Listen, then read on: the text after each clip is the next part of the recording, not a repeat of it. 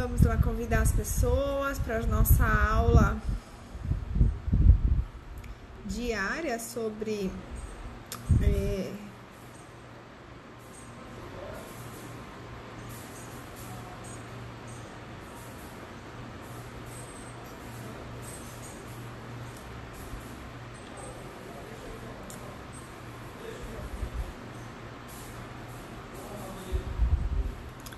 Olá, Claudinha, tudo bem?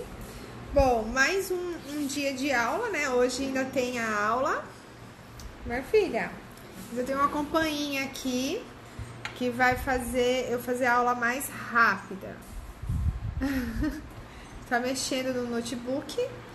E hoje a gente vai falar sobre eu escolhi, né? Ainda continuando com a live aula do livro, né? O Alzheimer e Se Houver uma Cura, que é a história da doutora Mary, que ela tá cuidando do marido dela que teve Alzheimer, né? E ela, como especialista em neonatal, ela passa a cuidar do Alzheimer também, a pesquisar sobre e também vira especialista. Olá, Bibi, tudo bem? Vou só informar que eu vou olhar muito pro lado de cá, porque eu tenho minha pequena aqui. Você vai ficar aí, filhinha, quietinha? Não. Vai sim. Então vem cá com a mamãe. Vamos assistir ali, ó, o Patati. E vida que segue, né? Enquanto a gente não conseguir... eu não vou conseguir ninguém pra ficar com ela hoje. Então vamos fazer o estudo assim mesmo. Que eu vou relatar pra vocês o que eu li, o que eu já estudei sobre esse livro, Alzheimer, né? E se houver uma cura. Top pra você. Fica aí colocando no ouvidinho. Bom, então essa é a parte que vai falar bastante das cetonas, dos ácidos graxos, da cadeia média e do éster cetônico, porque eles são benéficos para o nosso organismo. Espera só um pouquinho. Senta aqui. Por que eles são benéficos ao nosso organismo, né? Então, foi descoberto a diabetes do tipo 3. E essa diabetes, ela é o próprio Alzheimer, né? Tá, vai. Foi classificada, né? Então, a gente tem a diabetes do tipo 1, do tipo 2, que é a insuficiência de insulina. E aí, descobriu-se a do tipo 3, tá? Que é o Alzheimer. No caso, né, que se descobriu. Nomeou-se o Alzheimer como diabetes do tipo 3. Isso em 2008, né? Pelas pesquisas dos efeitos do que a diabetes também causava, né, os pacientes que eram portadores de diabetes, que sofriam de diabetes, quais eram os efeitos também que a doença causava no desenvolvimento cerebral deles, né? E aí, por essa deficiência da insulina também e da aceitação das células neurais, né, a reação à insulina, foi que nomeou-se essa terceira diabetes sendo o Alzheimer, né?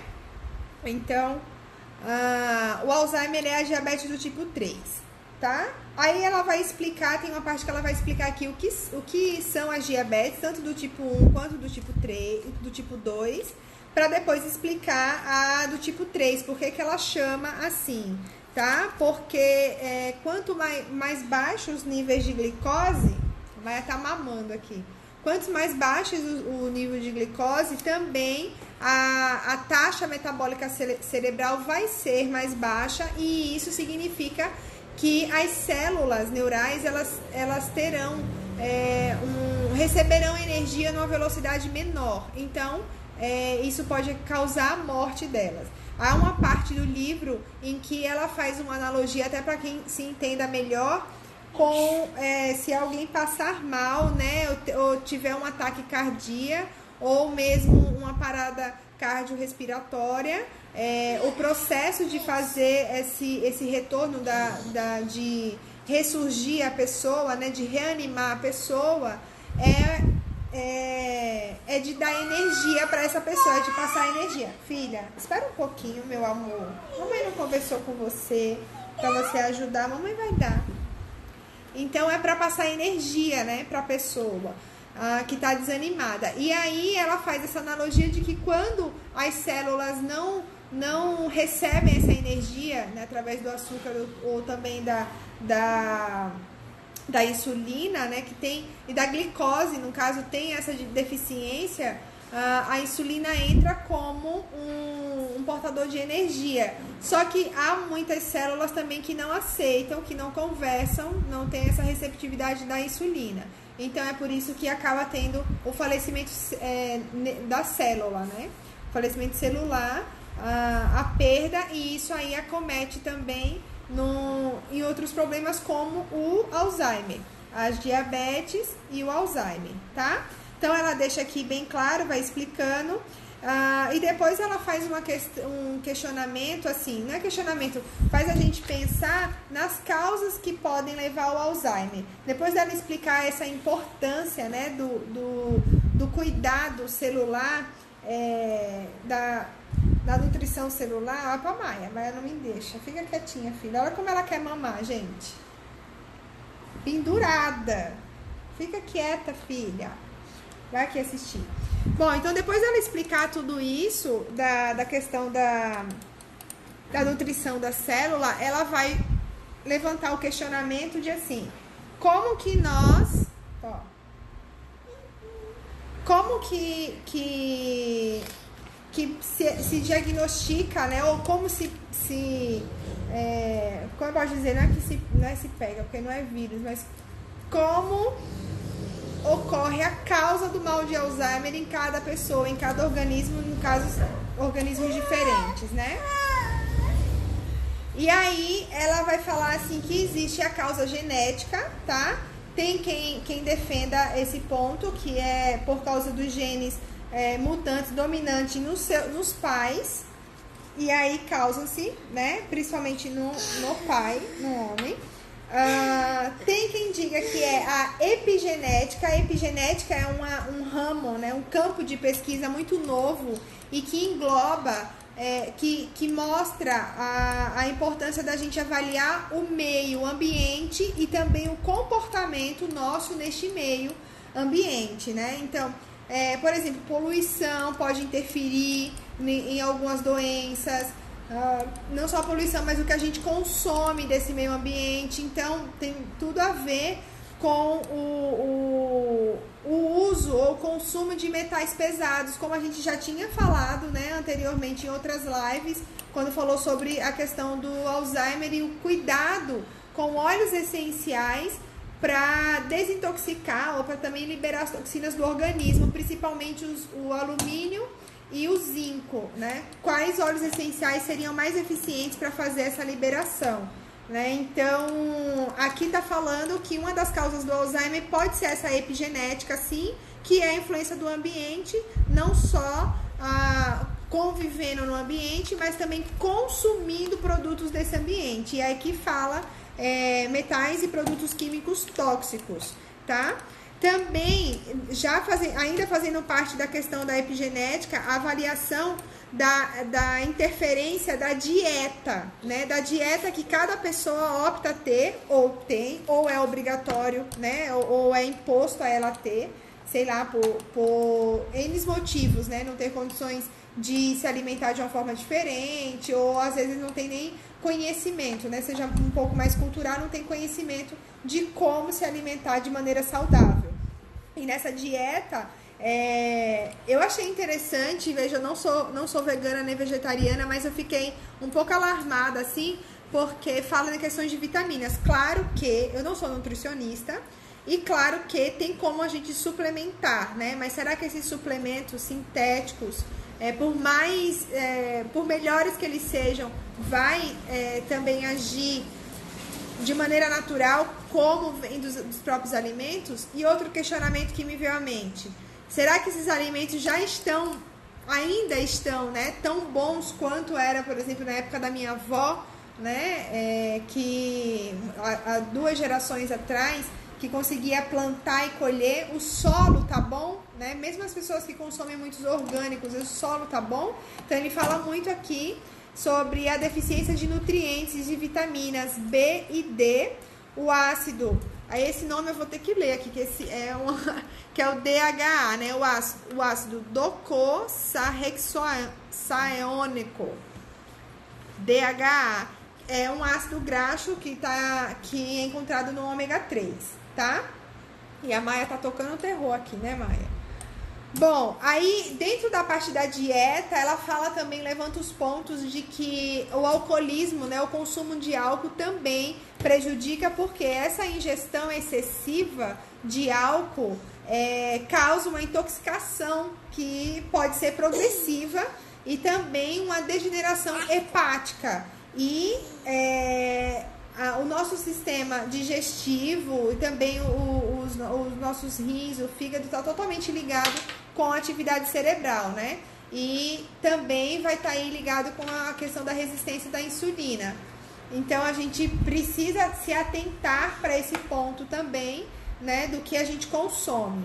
Outra coisa que ela levantou aqui que pode causar o Alzheimer, e ainda fazendo parte da epigenética do que a gente está consumindo na dieta, né, são as substâncias tóxicas que são encontradas em pesticidas, né, até na águas que são contaminadas, e ela levantou uma substância que é a nitrosamina, que também causa intoxicação celular neural, né? E a gente falou um pouco sobre isso, sobre essa intoxicação do nosso corpo, nessa live que eu comentei com vocês. E aí ela traz novamente, mostrando mais uma vez que ela encontrou, nos estudos que ela fez, essas causas, né? O motivo dos Alzheimer e tantos outros pacientes que foram diagnosticados com Alzheimer, e aí, olhando o histórico deles, as causas eram essas levantadas. Ainda tem mais, mas eu só vou introduzir, só vou relembrar que ela, sendo médica, mas especialista em neonatal, o marido dela foi diagnosticado com Alzheimer, né? E aí ela não tinha um diagnóstico, um protocolo que satisfizesse ela, porque na época que diagnosticaram, disseram que em 5 anos haveria uma cura, né, um remédio que trouxesse a cura, e não chegou essa cura. E daí o que ela fez? Ela foi estudar. Tem a parte que ela fala da importância desses estudos, desses papers, né, desses experimentos estarem publicados na internet, porque foi lá que ela achou muita coisa, e aí ela começou a catalogar os estudos dela, e começou também a escrever, a relatar, fazer um diário do cuidado que ela tinha com o esposo dela, e cuidando dele baseado nos estudos. É onde ela chega nas cetonas, né? Na dieta rica em cetona, e também no óleo de coco, tá? Que é um ácido graxo de cadeia média. Então, ainda ela levantou que outras causas que podem acometer o Alzheimer no ser humano, no organismo, são os agentes infecciosos. E aí ela levantou sobre a infecção por herpes, né? Então, daqui ela não diz quais tipos de herpes, mas a importância, né, de quem tem cuidar mais ainda do seu organismo em forma de prevenção, tá? Porque é um fator agravante para acometer o Alzheimer. E aí o Alzheimer, na questão infecciosa, ele é o Alzheimer póstumo, não aquele Alzheimer que é acima de 65 anos, pelo menos o que tinha aqui, e não o Alzheimer precoce, né? Bom, outro fator também que pode acometer o Alzheimer no organismo nosso é a disfunção mitocondrial, tá? Isso aí vem a parte também relacionada com o Parkinson, né? E também tá ligado diretamente com a nossa estrutura celular, então com a saúde celular.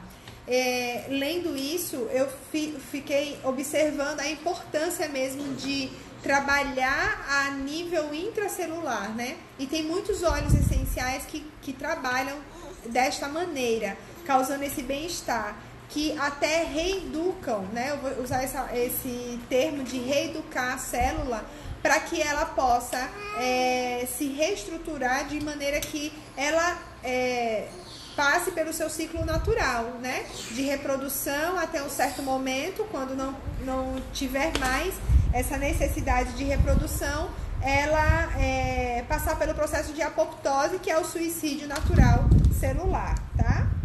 Deixa eu só colher aqui a bagunça da Maia. Bom, outra causa do Alzheimer lesões na cabeça, então tomar bastante cuidado com quedas, né? Que podem sim acometer, né, a fragilidade do funcionamento cerebral, as quedas, né, os tombos ou qualquer lesão traumática, tá? Pode acontecer.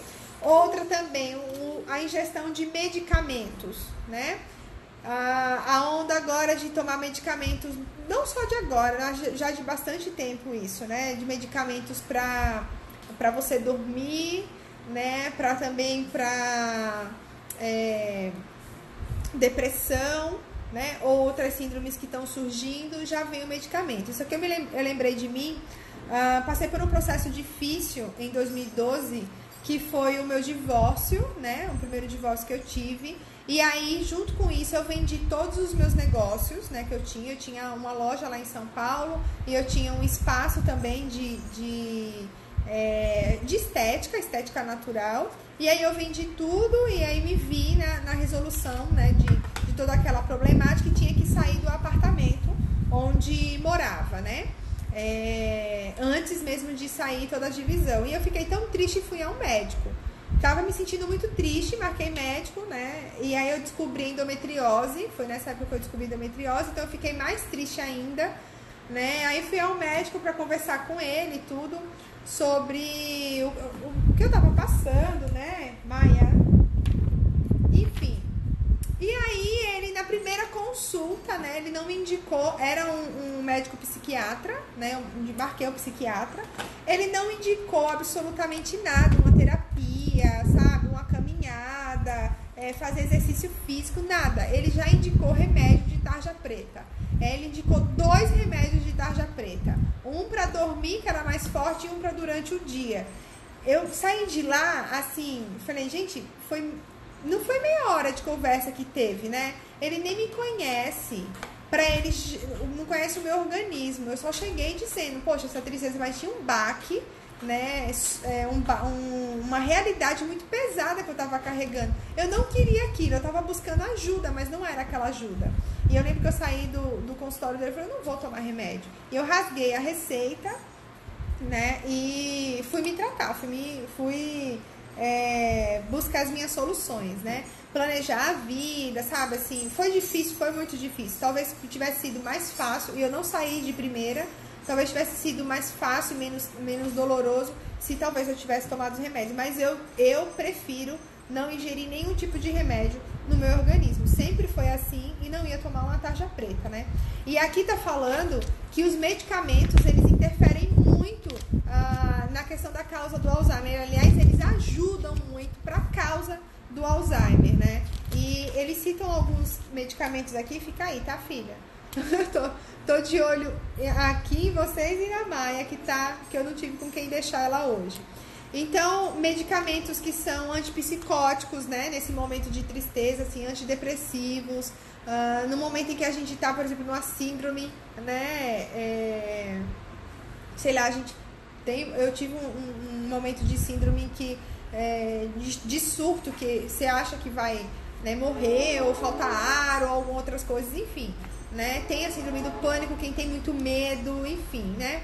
Mas tomar o medicamento, às vezes, acalma ali naquela hora, porque não trata essa questão emocional, né? Essa questão psicológica não é tratada, só é acalmado ali naquele momento, né? Ou sedado, mas depois não tem uma continuidade. Nem é tratado a nível de reeducar a célula para dizer, não fica dessa forma, que é a maneira como o óleo essencial atua, né? Mas enfim, então os medicamentos a gente tem que tomar cuidado, né? Se vocês que estão acompanhando o estudo, né, conhecerem alguém ou são pessoas que também pode ter essa tendência genética a ter o Alzheimer, atente-se para esses fatores. Eu estou prestando bastante atenção, né? Porque a minha avó, ela foi diagnosticada, mas depois ela acabou falecendo, e muito rápido depois do diagnóstico, de outra coisa, que foi a trombose, tá? Bom, ela fala também aqui, além de linkar vários medicamentos que tem aqui, ela fala sobre o risco também de cirurgias e anestesias, porque são anestésicos. E aí, por que tanto medicamento quanto anestesia, e a cirurgia por isso, né, por usar anestesia, por que é agravante, né, para o Alzheimer? Porque essas substâncias químicas, elas intoxicam a barreira hematocefálica, elas agridem a barreira hematocefálica de forma que causam dano, né, à parede celular, causa dano às células neurais, tá? Então, tomar bastante cuidado com isso. Tem uma parte aqui muito interessante que eu vou ler para vocês. Ler de uma forma assim, mais didática. Vai ali, brincar. Que ela enumera assim, por que ela liga todos esses pontos, né, de causa de Alzheimer, por que ela liga também a falta de insulina, né, no cérebro, a questão da diabetes, também a falta de oxigenação no cérebro, todos esses pontinhos que podem causar o Alzheimer, que pode ser a causa do Alzheimer.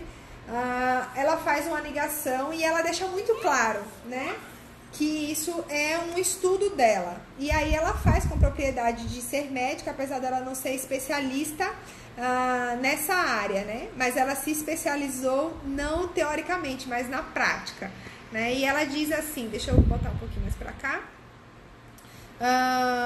que se a gente ligar todos os pontos, esses pontos que eu abordei aqui de forma rápida para vocês, né, e que é o objetivo também do estudo, só para dar essa pincelada, ela diz assim, que ela pode chegar à seguinte hipótese, de que surge como possível mecanismo para o desenvolvimento do mal de Alzheimer, o que? Os compostos nitrosanímicos encontrados em alimentos de consumo diário, né, que são esses tóxicos que eu falei para vocês, porque eles produzem ceramidas tóxicas no fígado, que atravessam a barreira hematocefálica e destroem as células produtoras de insulina e alteram as células próximas de modo a provocar resistência à insulina.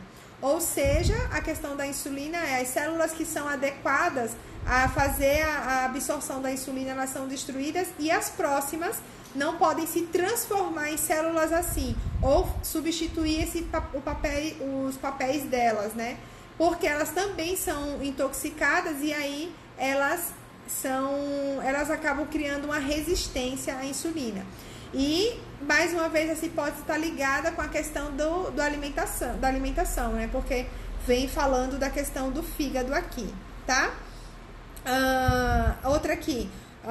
Ela diz que todo esse processo torna as células incapazes de consumir glicose como combustível, né? Levando o seu mau funcionamento e, eventualmente, a sua morte por falta de energia. Foi aquilo que a gente falou logo no início, né, que ela deu um exemplo claro, assim, faltando a insulina, faltando a glicose, não gera energia para a célula, ela acaba morrendo, e mesmo que venha existir um socorro, né, para reavivar essa célula, o sucesso é mínimo, né, e aí não consegue, que foi como ela mostrou o caso das paradas cardíacas ou cardiorrespiratórias, tá?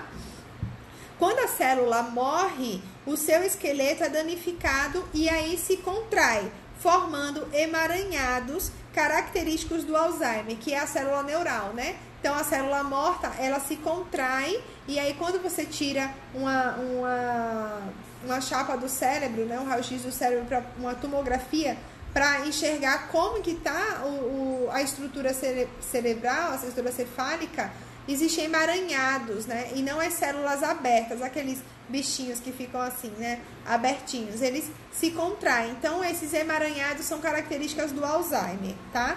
E aí é por isso que a diabetes também pode acometer o Alzheimer, porque é visto, é identificado que as pessoas que têm a diabetes também possam ter Alzheimer por essa característica, tá bom? E daí ela fala assim, ó, que esses lipídios tóxicos também permitem que vírus já presentes no cérebro, que já existia antes, transformem as células em fábricas de replicá-los. Ou seja, os vírus ganham mais força do que é a ausência da saúde, né? Vai ser a patologia, ganham mais força do que a saúde em si, do que a célula saudável.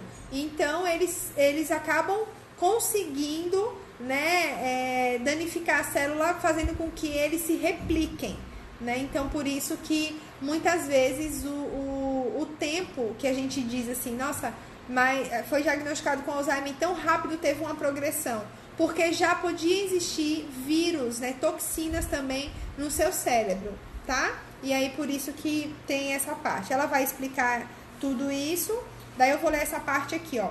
O aumento da produção de proteínas beta-amiloides ocorre como parte da resposta imunológica inata à infecção, e as placas características são formadas por tentar conter esses vírus, tá? Essa resposta imunológica produz a inflamação típica do mal de Alzheimer, que resulta em danos colaterais nas células próximas. O uso frequente de medicamentos, tanto de venda livre quanto prescrito, que são os tarjas pretas, né, para nós, e também de anestésicos ou analgésicos, que é no caso de fazer cirurgias, podem cruzar facilmente a barreira hematocefálica, né, e aí eles contribuem ainda mais para o processo de inflamação que pode acometer o Alzheimer e também interferir no funcionamento normal dos neurônios, tá? Então vejam que tem uma coisa linkada com a outra, né? Quando ela diz que vai ligar os pontos, tá tudo realmente envolvido, né? É bem interessante essa parte, tá?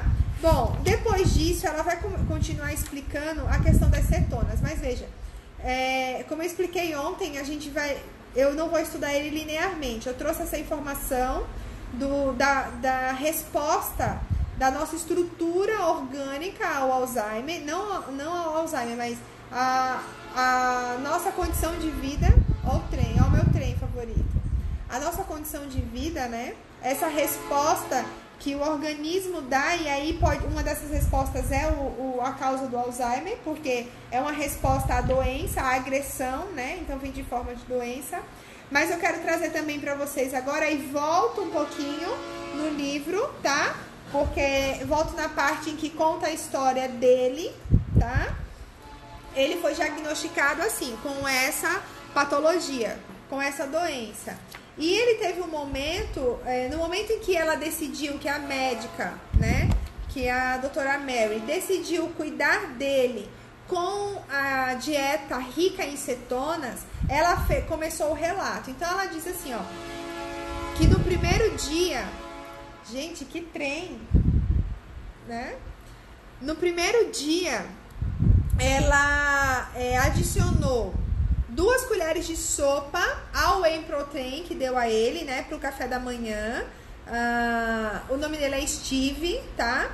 E depois disso ela ficou dando essa quantidade de 2 colheres de sopa de óleo de coco, tá? Isso foi o dia 21 de maio. No dia 22, ela continuou usando essas 2 colheres de sopa até chegar no dia 26, que era o 6º dia. Então, por 5 dias, ela adicionou 2 colheres de sopa na vitamina dele, no whey protein que ele estava tomando. E no 6º dia, ela colocou, além do whey protein, 1 colher de sopa nas batatas que ele ia comer, tá? Depois, no 8º dia, ele disse que percebeu ele acordar bem alerta, né? E aí ele comeu também as 2 colheres de sopa no whey protein e ele comeu mais 1 colher de sopa no jantar. Então, olha, são colheres de sopa, né, que ele tá ingerindo. 8 dias. E já acordou mais alerta. No 9º dia, ele acordou mais alerta ainda, mais disposto ainda, e ele saiu para fazer as coisas, tá? E ela vai contando o relato que ele vai melhorando. E eu acho interessante isso, são 2 colheres de sopa, depois acrescenta mais uma, então mais ou menos 3 colheres de sopa. Se a gente na aromaterapia diz que uma colher de sopa, ela tem equivalência a 10 ml. Então seria 30 ml, né? Mais ou menos de óleo vegetal, tá? Da ingestão do óleo de coco. E ontem nós vimos que podem ser qualquer óleo de coco que nós encontramos aqui no Brasil. A minha pequena, que não para. Bom, aí ela vai relatando o uso dessa quantidade de óleo de coco por 14 dias. E ela mostra desenhos que ela pediu para ele fazer no primeiro dia de um relógio.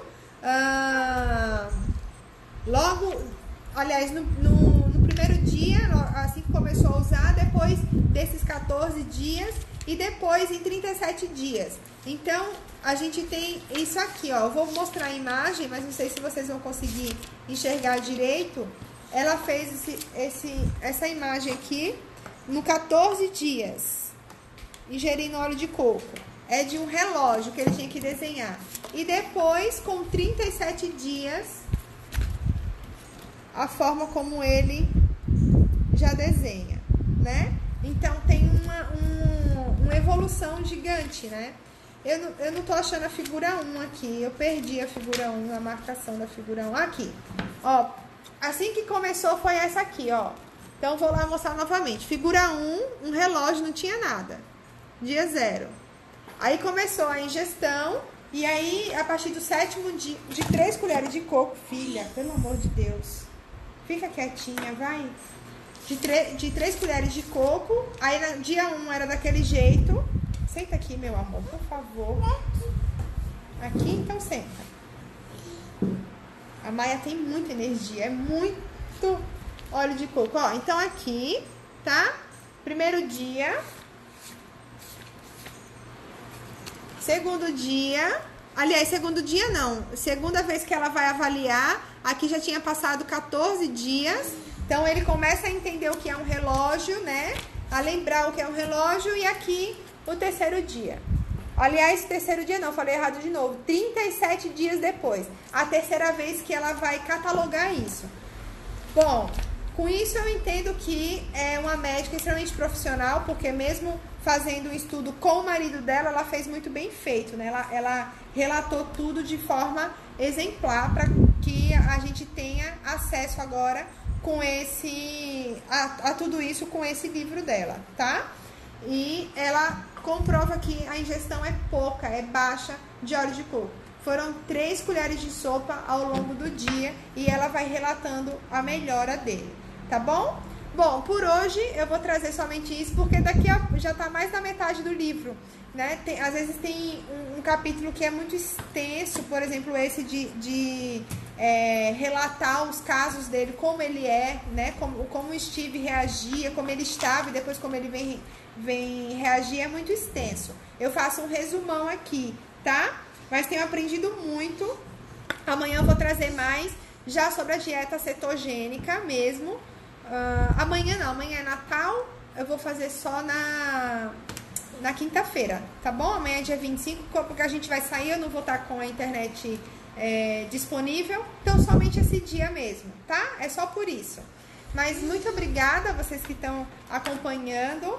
Vou postar, vou salvar, vou deixar lá no YouTube. Gratidão por hoje acolherem a Maia, que tá aqui bagunçando, né? Eu aprendi com a amiga, uma mãe também, que não peço desculpas por estar com o filho, porque não é nada pesado, mas eu agradeço por vocês acolherem, né? E eu acho que isso é a maior verdade. Não que eu me sinta culpada dela estar aqui. Aconteceu do mesmo jeito. Às vezes a gente para um pouquinho, né, pra falar, pra prestar atenção nela, pra não deixar ela cair. Mas a atenção é a mesma. O amor pelo trabalho que eu estou fazendo é o mesmo. Então, eu não peço desculpa. Eu só agradeço por acolher ela também aqui, tá? Então, obrigada e vamos continuar nosso estudo na quinta-feira, só porque amanhã é Natal e eu não vou estar em casa nesse horário. Então, estamos estudando isso aqui e foi super interessante o que eu aprendi hoje, até mesmo para conscientização e mudança de hábitos alimentares, né, de como cuidar da saúde, para evitar muitos remédios e intoxicar o meu organismo, tá bom? Um beijo, tchau. Vamos dar tchau, filha? Dá tchau. Tchau. Bagunçou todas, né, mamãe?